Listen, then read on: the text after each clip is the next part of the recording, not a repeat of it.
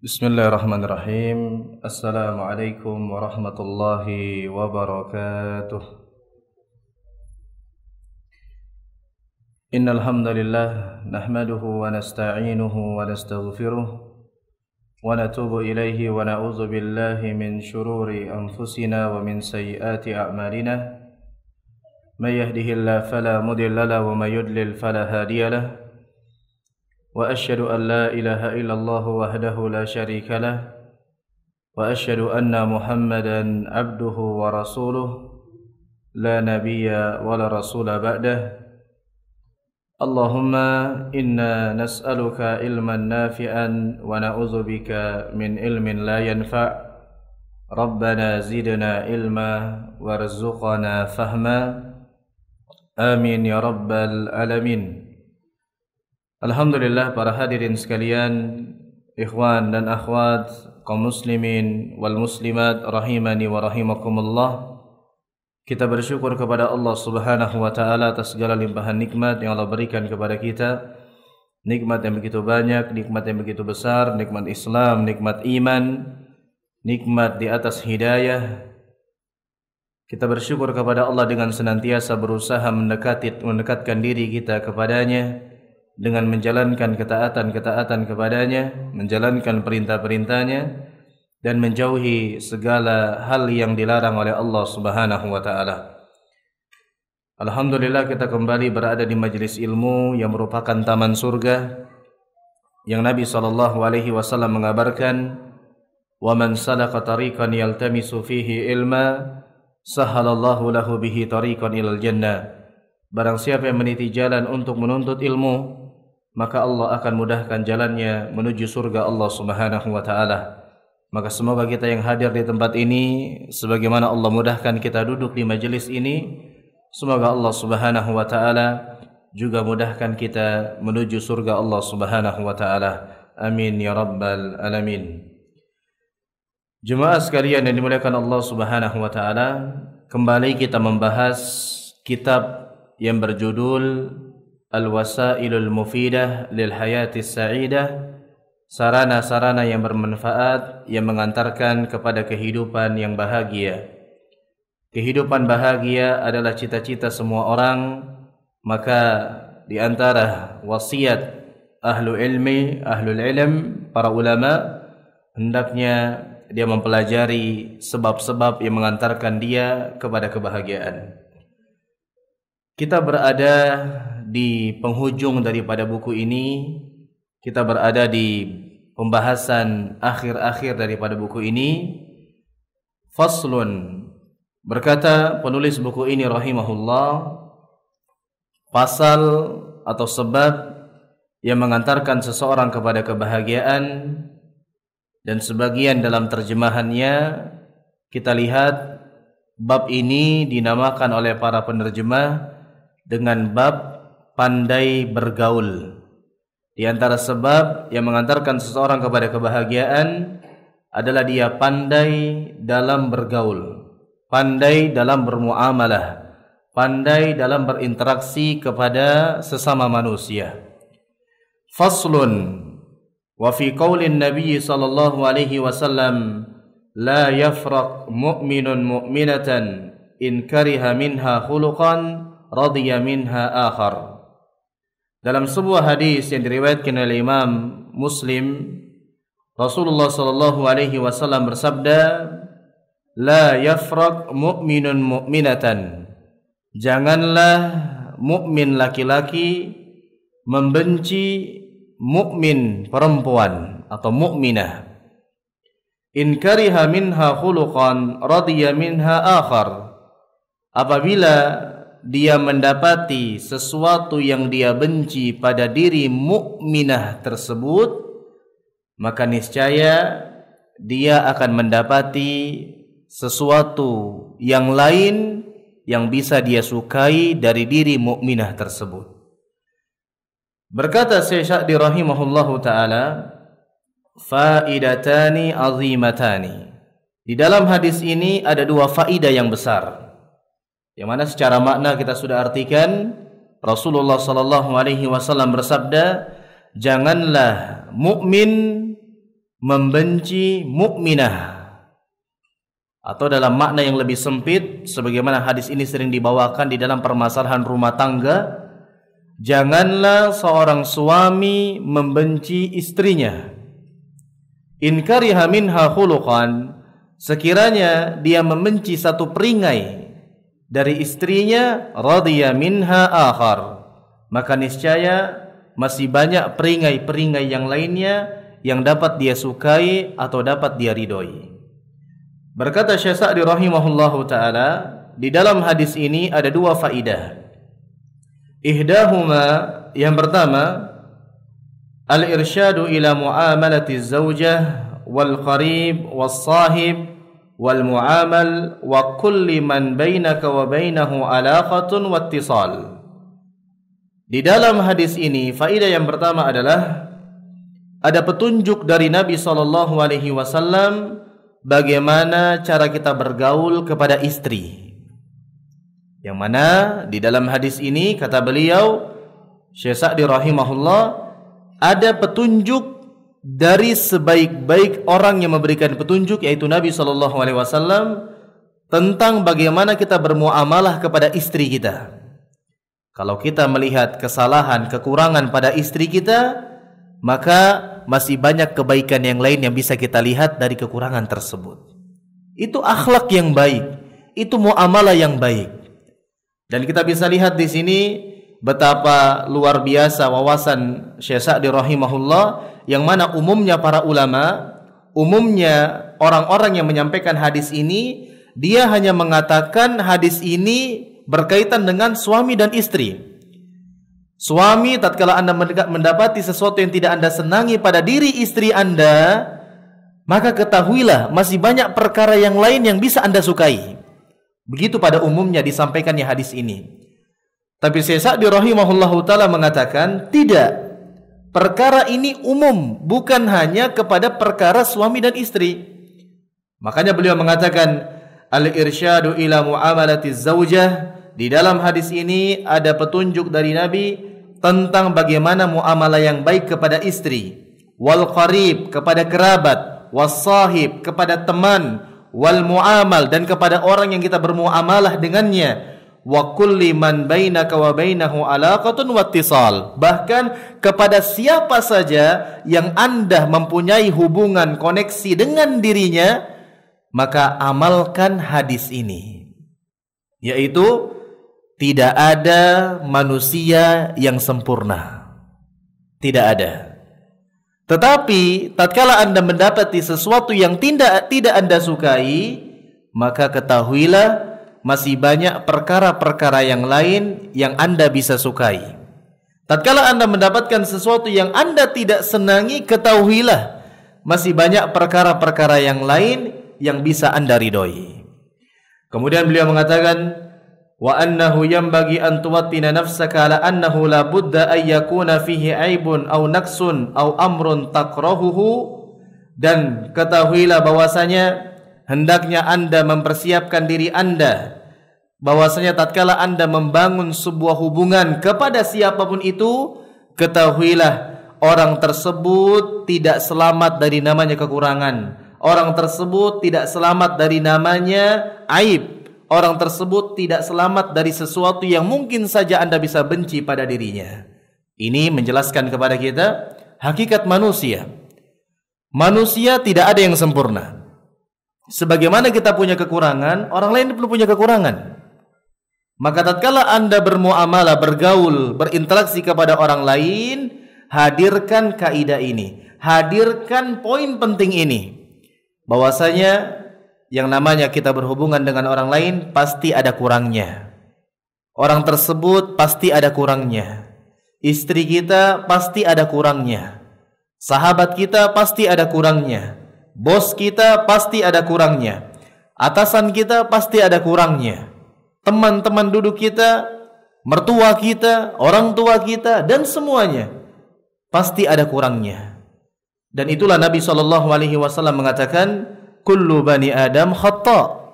Yang namanya manusia pasti berbuat kesalahan. Makanya beliau mengatakan fa idza wajadta dzalik faqarin baina hadza wa baina ma yajibu alaik aw yanbaghi laka min quwwati ittisal wal ibqa' 'ala al mahabbah bi tazakkuri ma fihi min al mahasin wal maqasid al khassah wal 'ammah. Maka beliau mengatakan rahimahullah, tatkala Anda bergaul kepada seseorang, istri Anda, sahabat Anda, rekan kerja Anda, bos atasan Anda, mertua Anda, orang tua Anda, tetangga Anda, dan Anda mendapati sesuatu yang Anda tidak senangi dari peringgai atau akhlak mereka, maka hendaknya Anda juga membandingkan kekurangan tersebut dengan kebaikan-kebaikan yang dimiliki oleh orang tersebut. Maka beliau mengatakan, tatkala Anda melihat keburukan pada diri orang lain, kita bermuamalah dengan dia, maka lihat banyak kebaikan-kebaikan yang dia lakukan. Misalnya kepada pasangan kita, istri kita mungkin punya kekurangan, sebagaimana kita punya kekurangan. Mungkin masakannya enggak enak. Maka jangan kita fokus kepada kekurangan tersebut. Kapan kita fokus kepada kekurangan tersebut, kita tidak akan bahagia. Karena orang yang mencari kesempurnaan di tempat yang tidak ada sempurna sama sekali, yaitu dunia, maka dia akan sengsara. Tapi bagaimana petunjuk Nabi SAW? Istri Anda mungkin masakannya kurang enak, itu kekurangan istri Anda. Tapi Anda bisa lihat kebaikan-kebaikan yang lainnya. Mungkin istri Anda pandai mengatur rumah sehingga kita nyaman di dalamnya. Mungkin istri Anda adalah orang yang pembersih sehingga rumah kita bersih. Mungkin istri Anda adalah orang yang pandai mengatur anak-anak kita menjadi anak-anak yang terdidik dengan akhlak yang baik. Itu kelebihan-kelebihannya. Masakan yang kurang enak, itu kekurangan, tapi kita tidak fokus kepada kekurangan. Begitupun juga seorang istri kepada suaminya. Mungkin suaminya memiliki kekurangan. Sebagian suami ada yang tipenya dia itu cuek, pendiam, tidak banyak ngomong tetapi perhatian. Kalau diajak ngomong mungkin responnya sederhana, jawabannya mungkin biasa-biasa saja, tidak seperti apa yang dia inginkan. Itu kekurangan suaminya misalnya. Tapi jangan fokus kepada kekurangan tersebut, lihatlah kelebihan-kelebihannya. Oh, ternyata suami saya selalu memberikan hak-hak saya. Ternyata suami saya selalu memberikan saya jatah belanja yang tidak pernah telat misalnya. Ternyata suami saya perhatian kepada kebutuhan saya, skincare saya misalnya. Banyak kebaikan-kebaikan yang lainnya. Jangan fokus kepada kekurangan. Maka ini kaidah yang penting, sebab yang mengantarkan kita kepada kebahagiaan. Kita manusia makhluk sosial. Kita bergaul kepada siapa saja. Manusia tidak bisa hidup sendirian. Itu manusia. Maka kita paham kenapa Allah Subhanahu wa taala mensyariatkan salat berjamaah, agar kita bertemu dengan yang lainnya. Karena memang kita makhluk sosial, dan dalam kita bergaul kepada siapa saja, pasti orang yang kita bergaul dengannya pasti punya kekurangan, dan itulah manusia. Tapi orang yang pintar, orang yang cerdas, dia tidak perhatian kepada kekurangan tersebut, tetapi dia melihat, membandingkan antara kekurangan dengan kebaikan-kebaikannya yang banyak. Maka begitu pun juga kita di dalam bermuamalah sehari-hari kita. Kita punya teman, mungkin sebagian teman ada peringkai yang tidak kita senangi, tapi ternyata Masya Allah, dia gak pelit, dia ringan tangan, mudah membantu, cekatan, banyak kelebihan yang bisa kita lihat. Mungkin dalam kita bekerja misalnya, kita punya teman kerja yang ternyata terkadang bikin rese misalnya, bikin jengkel, tapi kita lihat, oh ternyata kalau dikasih tugas dia selesai dengan baik. Tatkala kita kesusahan dia suka bantu. Lihat kebaikan-kebaikannya, jangan fokus kepada kekurangannya. Kemudian beliau mengatakan yang menjadikan utuhnya hubungan yang menjadikan utuhnya muamalah, hubungan antara kedua belah pihak, istri dengan suami, sahabat dengan teman, atau yang lainnya, adalah dengan selalu melihat kepada kebaikan-kebaikan antara dua belah pihak. Kemudian di samping memperhatikan kebaikan-kebaikan, kita juga wal maqasid al khassah wal amah. Kita juga harus memperhatikan kepentingan-kepentingan baik itu pribadi maupun umum. Contohnya, tatkala kita bermuamalah kepada orang lain, ternyata ada sesuatu yang menjadikan kita itu tidak senang dengan muamalah tersebut, perilaku tersebut. Maka yang pertama, lihat kebaikan-kebaikannya. Ternyata kebaikan-kebaikannya masih banyak daripada kekurangannya. Terus kemudian yang kedua, lihat kepentingan-kepentingan, baik itu kepentingan pribadi kita atau kepentingan secara umum meliputi orang lain. Contohnya misalnya suami istri dalam rumah tangga pasti ada problem. Suami dengan istri, istri dengan suami pasti ada problem. Tapi yang kita ketahui fakta di lapangan, terkadang ada seorang istri yang milih bertahan, bersabar dengan kekurangan yang ada pada diri suaminya disebabkan kepentingan yang lain. Siapa itu? Anak-anak mereka. Istrinya bersabar dengan peringai suaminya yang mungkin sedikit tidak dia senangi, dia bersabar terus bersama dengan suaminya. Kenapa? Saya ada kepentingan. Saya punya anak-anak. Kalau anak-anak saya besar tanpa sosok ayah bagaimana? Akhirnya dia bertahan. Begitupun juga kita kepada tempat kerja kita. Kita muamalah kepada teman kerja kita. Teman kerja kita ini mengganggu, bikin kita nggak mood pergi kerja. Tapi saya punya kepentingan dengan pekerjaan ini, ya kita bersabar. Atau mungkin kita punya atasan di tempat kerja kita. Atasan ini kalau lagi mengoreksi, mengevaluasi sambil marah-marah. Nasihati bisa baik-baik, kok dia marah-marah terus nasihati kita. Itu kekurangan bos kita misalnya. Dia bilangnya nasihat, tapi nasihat sambil marah-marah. Itu kita tidak senangi, tapi kita harus pikirkan, oh saya punya kepentingan di tempat kerja ini. Saya punya kepentingan untuk bekerja di sini. Karena bos saya memang kekurangannya itu, tetapi banyak kelebihan yang lain. Gaji tepat waktu, tidak pelit sama anak buah, tapi ya itu kalau dia lagi nasihatin marah-marah. Ya udah bersabar, kenapa? Saya punya kepentingan di tempat kerja ini untuk bekerja di sini. Nah, jadi beliau mengatakan, hendaklah kita menjadi orang yang pandai bergaul. Tatkala kita mendapati sesuatu yang tidak kita senangi dari orang yang kita bergaul dengannya, maka lihatlah kebaikan-kebaikan yang lain yang bisa kita ridhoi, yang bisa kita senangi, dan jangan fokus kepada keburukan tersebut. Dan tidak ada manusia yang tidak selamat dari namanya kekurangan. Makanya disebutkan dalam pepatah Arab, disebutkan man talaba akhan bila aibin baqiya bila akhin. Barang siapa yang mencari sahabat, mencari saudara, mencari teman tanpa ada kurangnya, maka dia akan sendirian tanpa teman. Kenapa? Tidak ada teman yang sempurna, tidak ada sahabat yang sempurna. Dan kita bisa bawa kepada hubungan rumah tangga. Man talaba zaujan bila aibin baqiya bila zauj. Barang siapa yang ingin pasangan hidup, suami atau istri yang tanpa ada kekurangan, maka dia tidak akan bisa hidup tanpa pasangan. Maka dia akan hidup tanpa pasangan. Kenapa?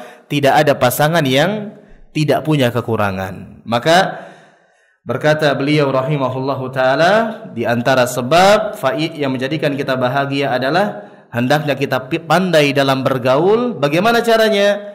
Tatkala kita mendapati pergaulan yang tidak menyenangkan hati kita, jangan fokus kepada kurangnya, tapi lihatlah kebaikan-kebaikan yang lainnya yang bisa kita senangi, dan jangan fokus kepada kesalahan orang tersebut.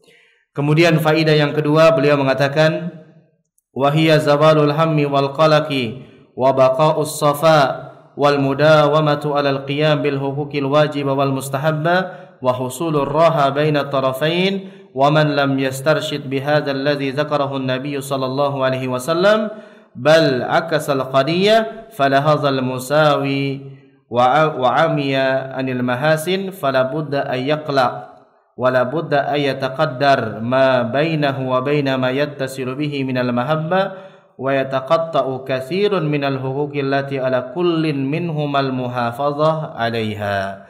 Beliau mengatakan faidah yang kedua adalah di antara sebab hilangnya kegalauan, hilangnya keresahan dan jernihnya hati adalah seseorang menjalankan apa yang ditunjuki oleh Nabi SAW dalam hadis ini, yaitu tidak fokus kepada kekurangan, tidak fokus kepada aib orang lain, akan tetapi dia tatkala mendapati pergaulan yang tidak menyenangkan, dia bandingkan dengan kebaikan-kebaikan yang ada pada orang tersebut. Dan seseorang yang sibuk hanya dengan kekurangan orang lain, dia tidak akan bahagia. Itu kaidah hidup teman-teman sekalian.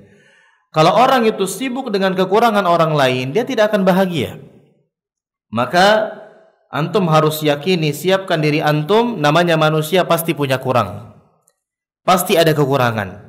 Tatkala antum bermuamalah dengan mereka, tanpa terkecuali siapapun itu, siapkan diri, pasti ada kurangnya mereka. Sebagaimana kita punya kekurangan, cuma orang lain gak terus terang aja sama kita. Maka kita hadirkan, kita siapkan diri kita, namanya manusia pasti ada kekurangan, tetapi tatkala kita mendapati kekurangan tersebut, bandingkan dengan kebaikan-kebaikan yang lainnya, sehingga pertemanan, hubungan kita tetap baik, dan kita tetap langgeng bersama teman kita, bersama pasangan kita. Kemudian beliau mengatakan, barang siapa yang tidak menjalankan apa yang ditunjuki oleh Nabi SAW dalam hadis ini, maka dia akan rusak hubungannya kepada orang yang dia berhubungan dengannya, maka dia tidak akan baik muamalahnya dan tidak akan menunaikan hak-hak antara yang berhubungan tersebut. Orang kalau tidak memiliki hubungan yang baik, maka tidak bisa menunaikan hak-hak yang menjadi kewajibannya. Contoh, seorang suami dan istri, dia hanya melihat kekurangan istrinya, dia hanya melihat kekurangan suaminya, itu mengantarkan kepada tidak menjalankan kewajiban-kewajiban, hak-hak yang harus ditunaikan. Tapi kalau dia fokus kepada kelebihan-kelebihan pasangannya, kelebihan-kelebihan temannya, maka itu akan mengantarkan dia untuk menjaga hak antara satu dengan yang lainnya.